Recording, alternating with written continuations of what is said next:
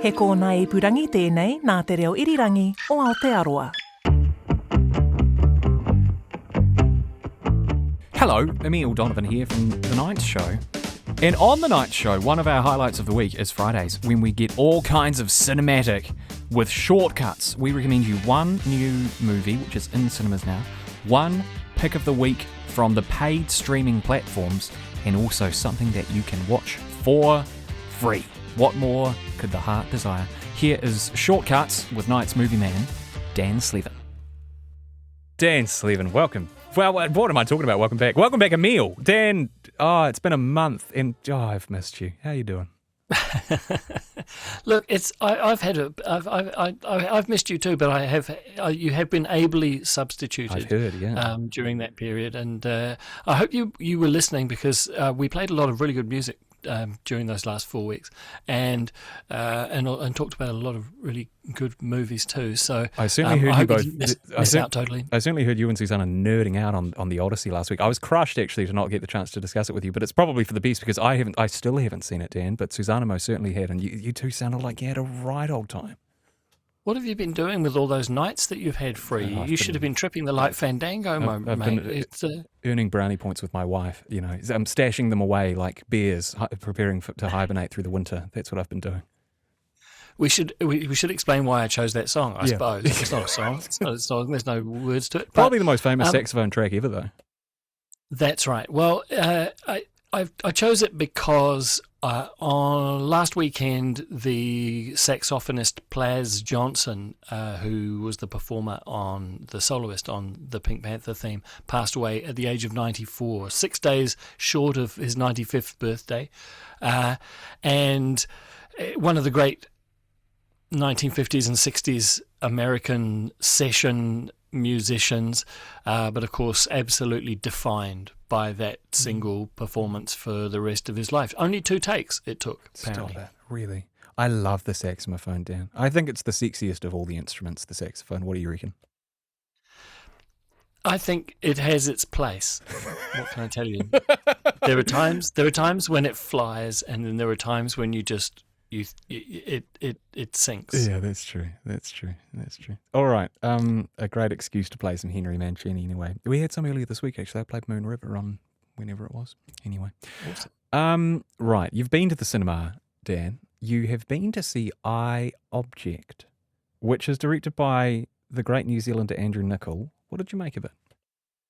Well, not only did I go to the cinema, I got to see it at the Wellington cast and crew screening last night, and it was a very celebratory affair. The film was shot here in Wellington in the summer of 2024.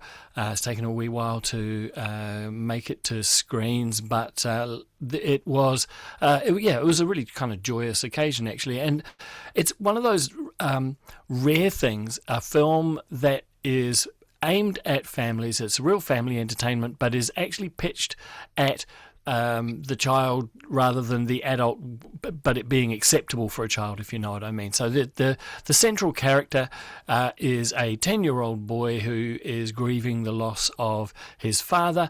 The principal idea behind this, you're familiar with that concept of you see the coat hook screwed into the wall, and you think it's a drunken octopus pitching for a fight. You know, it's the idea that you see faces in everything, and he's got this ability.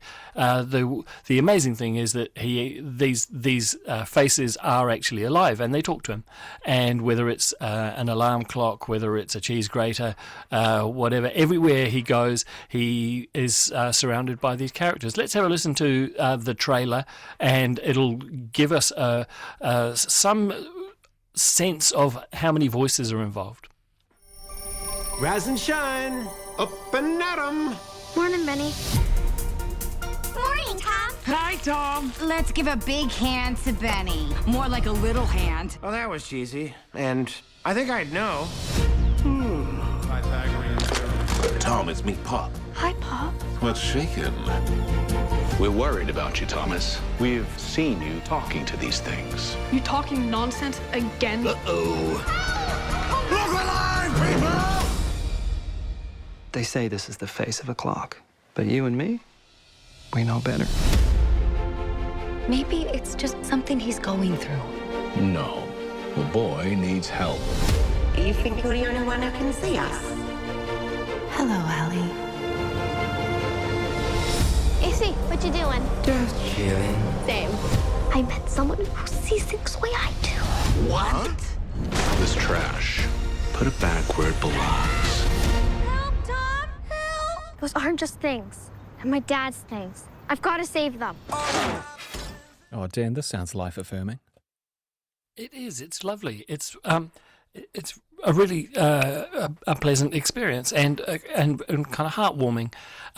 Tom thinks that he's the only person that can see these faces, but he discovers that there is somebody else, a young girl about the same age as him called Ali. The film is a New Zealand-Canadian co-production, and Ali is played by the Canadian actor with the wonderful name Skywalker Hughes, and just so happens that she's also on our screens as Mary Ingalls in the new Netflix adaptation of Little House on the Prairie. So she's probably the biggest name, one of the biggest names in the film. Carl Urban plays the stepfather. Anna Faris is Tom's mother, and the voices that you heard there. You've got Jermaine Clement, who seems to turn up in lots of things, and also great mate of Andrew Niccol. Andrew Niccol, of course, famous for Gattaca back in the 90s, and he wrote The Truman Show. But a great mate of his, probably doing him a bit of a favour here, Ethan Hawke as the alarm clock. So it's kind of star-studded in a way, but it's kind of aimed, I think, pitched really successfully at that 10-year-old audience. If you are into, or if your 10-year-old is into puns, it is absolutely overflowing with visual and verbal puns. It's like Andrew Niccol has just gone completely, he's just dumped every single pun he could think of that relates to any kind of household tool or appliance. It's pretty funny in that respect. Andrew Niccol, of course, was born in Wellington, and this is his first film that he's made in New Zealand. He left New Zealand in 1985 to go and do his OE, and ended up making television commercials, and then became a successful filmmaker, and he's finally come back to make something here. Wellington is a character. I mean, it's not playing the city of Wellington, but anyone who's ever been here will recognise almost all of the shots, all of the angles, all of the buildings, all of the streets. But everybody speaks with a North American accent because it is a Canadian co-production. And for about 5 minutes, I was annoyed by that. And then I realised that everybody in the Odyssey had an American accent as well, so I should just get over myself. There you go. Great stuff. That is Eye Object. It is in cinemas now. Now, you've been taking advantage of your Netflix subscription, Dan. You've been watching The Rip, which has got the man of the moment, Matt Damon, in it. Look, I'm going to make a confession to you now, and that is that for the last few days I have been really scratching around to try and find something to fit into the paid streaming segment of this feature. And I've been really struggling because I didn't want to do a documentary again. I certainly didn't want to do another celebrity documentary, celebrity biography. I've done a lot of those recently. And I didn't want to do anything that another RNZ reviewer had already covered. And feature. I also didn't want to do a series because I didn't have time, so it had to be a feature film. And then I realised that this is a film that I'd watched back in January when it dropped onto Netflix about mid-January. And I had written it up for the newsletter at the time, but of course January, as you know, is like the dead zone for RNZ content. There were no film reviewers on duty at the time, so nobody covered it. And so I thought, oh, well, I wonder whether people even know that it exists. It's probably dropped to the bottom of the algorithm now.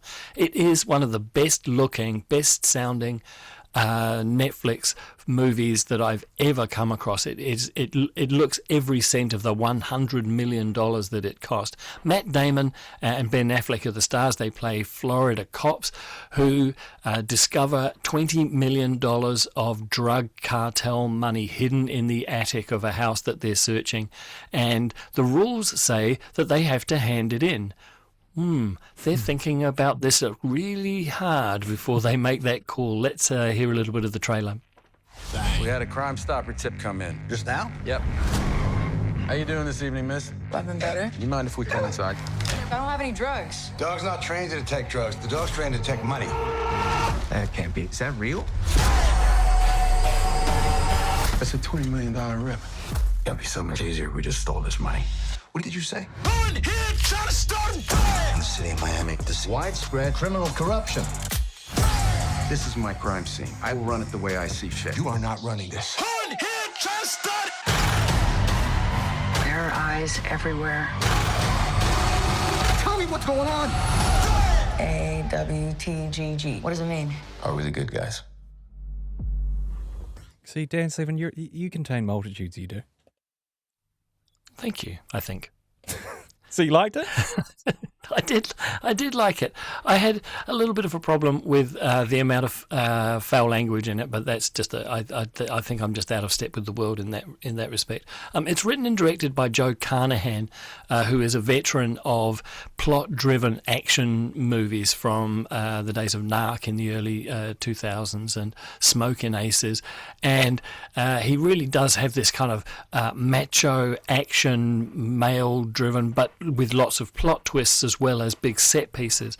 I read a really good quote from Matt Damon because they sold this to Netflix off the script, and Netflix, of course, had notes. And Damon said, a usual way you make an action movie is that you have 3 set pieces, one in the first act, one in the second, and one in the third, and they get bigger and bigger and bigger as you go. But Netflix said, can we have the biggest one in the first 5 minutes because we really want people to stay watching through the whole thing. And so they learning that making films for Netflix is a very different thing that they were used to. I did really enjoy it. I loved the twists and turns. It's got a fantastic supporting cast. As I say, looks $100 million, but I did find myself wincing a little bit at the language. But that's all, really. Mate, I agree with you. The power of swearing lies in its being used discriminately, and tastefully. When you're effing all over the place. And creatively. Yeah, exactly. When you're effing all over the place, then it loses its power, in my opinion. All right. I agree. 3 minutes away from 9, and shall we spend 3 minutes rhapsodising about how wonderful libraries are, Dan? Yes, let's do that. I want to talk about a service called Beamafilm, which is, we've talked about how with your library card, many of your public libraries in New Zealand will give you access to a streaming service so you can use the rates that you've already paid for, or the rent that you've paid your landlord who's paid his rates for, to get free high quality movies streaming.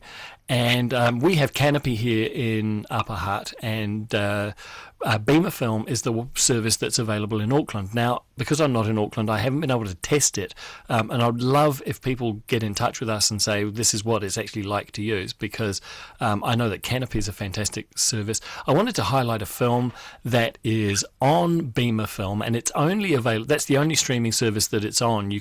Otherwise, it's a paid rental. It's called The Day Shall Come. It came out in 2019. I reviewed it at the movies at the time, and it's written and directed by Chris Morris, the great British satirist, and co-written by Jesse Armstrong, who created Succession.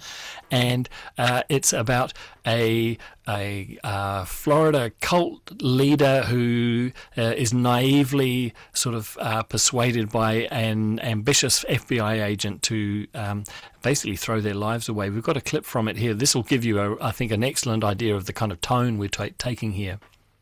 Right, okay. What do you need from me, sir? Right. Well, we know this emergency is groundless. Correct. But the emergency exists. Right. And you can't take control of something if you're saying it doesn't exist. Okay. So we have to acknowledge that the emergency exists. Yeah. Well, no, sorry. If we say, yes, it exists, isn't that the same as declaring a nuclear emergency ourselves? Technically, yourself, but yeah.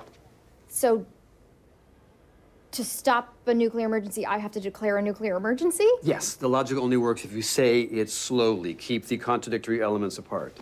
Well, I would look insane. Only if you say it fast. And also, you already looked insane when you met me at the parking lot. So you're just going to throw her under the bus? No, I would never do that to an agent. She has to do it herself. And the alternative is dancing in the wood chipper. But then this stops. If you tell me to go Chicken Little, I have control over the cops, over everything. Then I guess we have a nuclear emergency. Good play, Agent. I'm calling in a full arm response. Oof. I hope her record will reflect the bravery, not the foolishness of what she just said. Yeah, that sounds good. That's The Day Shall Come, and it's streaming on Beamafilm, Dan? It is, yeah, and it got absolutely buried by COVID and didn't get the response that it deserved, so I'm trying to boost it now. Great stuff. Dan Slevin, thank you very much. As always, we'll chat to you again next Thursday.